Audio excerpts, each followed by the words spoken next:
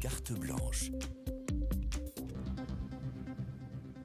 Carte blanche avec Louis-Marie Picard aujourd'hui et son site incandescente.com. Bonjour Louis-Marie. Bonjour James, bonjour à tous. Depuis quelques semaines, il est question de l'ouverture d'un McDonald's au Vatican, à 2 pas de la basilique Saint-Pierre.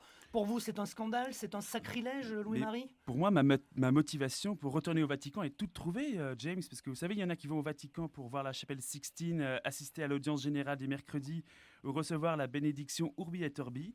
Et ben voilà, bientôt des millions de touristes viendront des périphéries pour se goinfrer des Big Mac.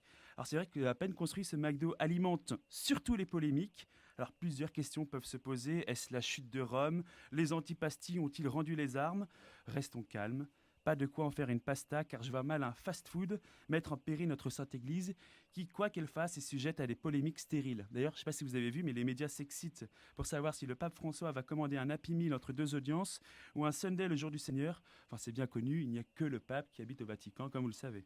Au-delà de cette information, Louis-Marie, trouvez-vous que la culture américaine a un grand intérêt finalement pour le Vatican ? Alors, il y a un intérêt, mais un intérêt fantasmé. Et c'est certain que le souverain pontife est victime de beaucoup de poncifs.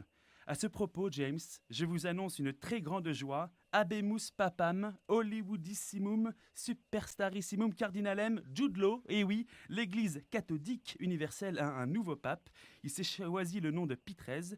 Alors, la nouvelle série de Canal+, The Young Pope, nous propose un pape jeune, chétif et forcément manipulable, qui est perturbé par l'abandon dont il a été victime très jeune.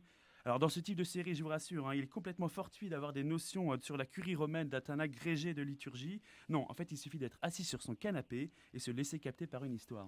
Qu'est-ce qui fait le succès de cette série selon vous, Louis-Marie ? Alors, il y a tous les ingrédients qui font qu'une série marche. Alors, déjà, l'acteur qui incarne le personnage principal est jeune, beau gosse et surtout célèbre. Parce que si ce n'est pas le cas, vous perdez 10% d'audience et vous pouvez être excommunié par l'Église catholique.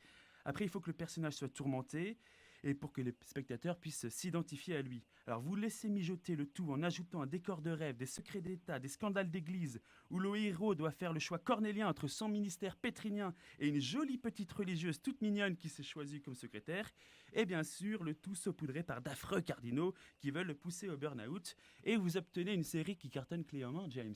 Et la série, elle est proche de la réalité ou pas du tout ? Bah pas vraiment, vous savez, rendons à Hollywood ce qui est à Hollywood et à Dieu ce qui est à Dieu. En fait, cette série n'est pas un documentaire sur la vie quotidienne du pape, heureusement d'ailleurs. Et vous savez, on dit souvent qu'il existe 3 genres de films, les films d'amour, les films de guerre, les films de vengeance. Et pour un scénariste, c'est un peu une tannée de trouver quelque chose d'exotique à une catéchèse ou une encyclique. En fait, finalement, James, cette série, c'est un peu comme un McDo. C'est facile d'accès, c'est rapide, sucré-salé. Et comme un McDo, c'est très gras, mais tout le monde en mange sans trop l'admettre.